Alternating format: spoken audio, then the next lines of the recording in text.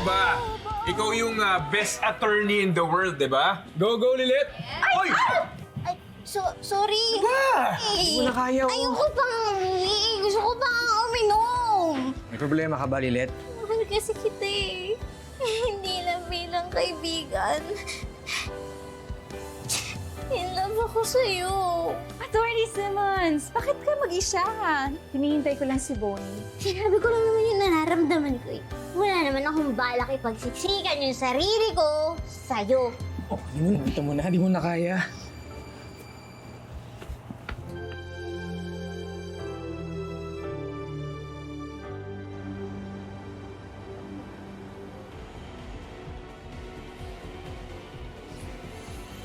Attorney Ignacio, andyan na ba si Bonnie? Balis na siya eh. Mukhang hinatid pa uwi si Lilet.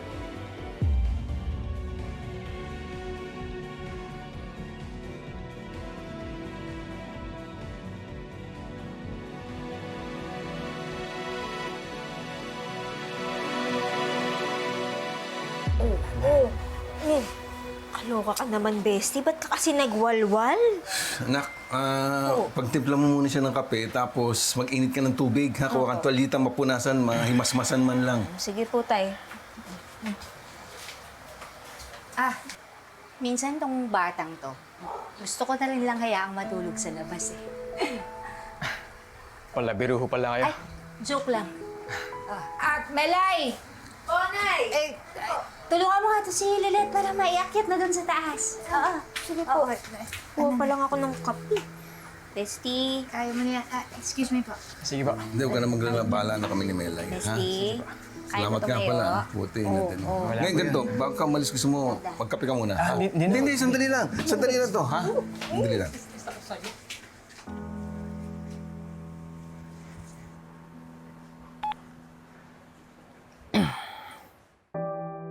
The number you dialed is unattended. Please try your call later.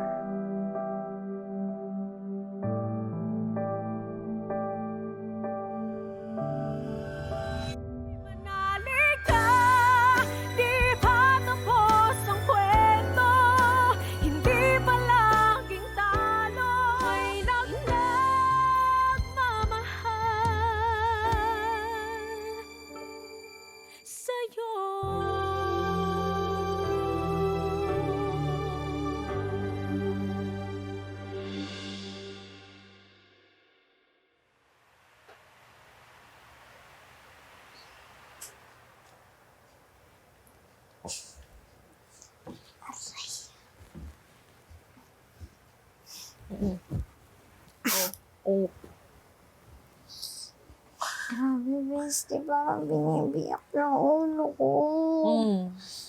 Sakit.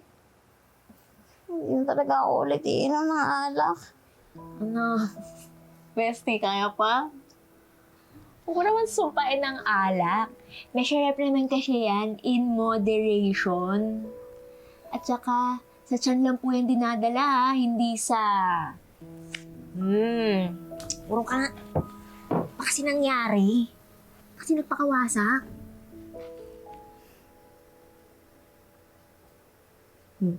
Inis na talaga ako maalala, bestie.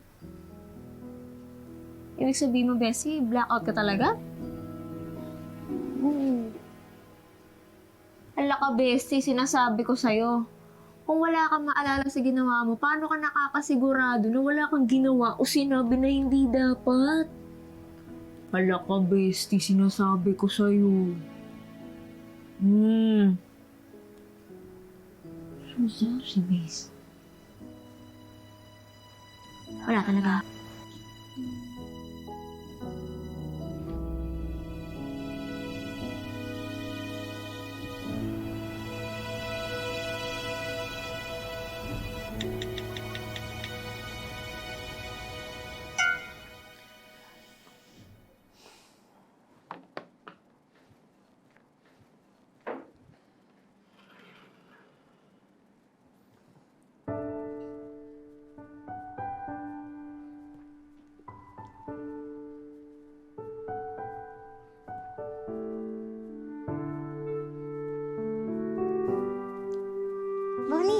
Lilet!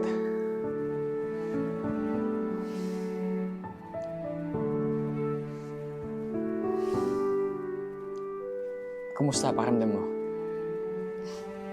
Nakwento nga ni Melissa sa akin kung paano mo ko inasikaso kagabi. Tsaka kwento din ni Melay na ikaw yung naghatid sa akin. Laking abala ko sa'yo. Salamat ah. Lilet, alam mo, wala yun. Just wanted to make sure na you got home safe. Bonnie, may tanong pa pala ako. Behave naman ba ako kagabi kahit lasing na lasing ako?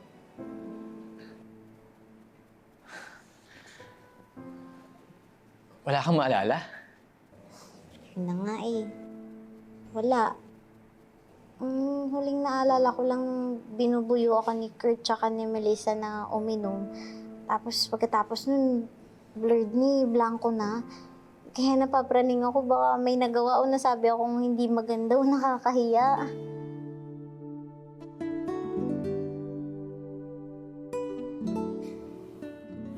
Mahal kasi kita eh. Hindi lang bilang kaibigan.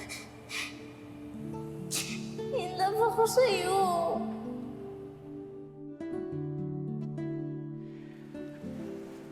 I don't think I'm the right person to ask, Lilet.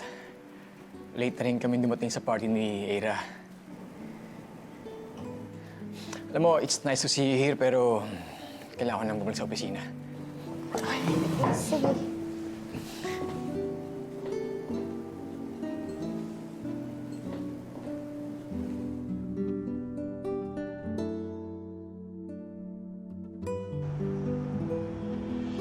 There will be a few changes with regards to your case assignments. Attorney Matias, very impressed ang mga partners sa pag-handle mo ng child custody case ni Miss Monica Umni. Kaya gusto nila na ikaw ang mag-assist kay Attorney Merced sa patent infringement case ng Pletora Pharma. Hold on, attorney. Pero I'm the one originally assigned to that case. I'm sorry, Attorney Mauricio. Very important client ng DNR ang Pletora Pharma. Kaya gusto ng mga partners na we assign the best people on the case. With all due respect, sir, am I not good enough para i-handle yung kaso? Baka naman po mas makakabuti na ipagpatuloy na lang ni Attorney Mauricio yung pag-assist sa kaso. Total, mas matagal na po siya doon at mas gamay niya na. It's not up to me, Attorney Matias. I'm only relaying the decision of the partners. Mas may confidence sila ngayon sa'yo because of what you've already shown compared to others.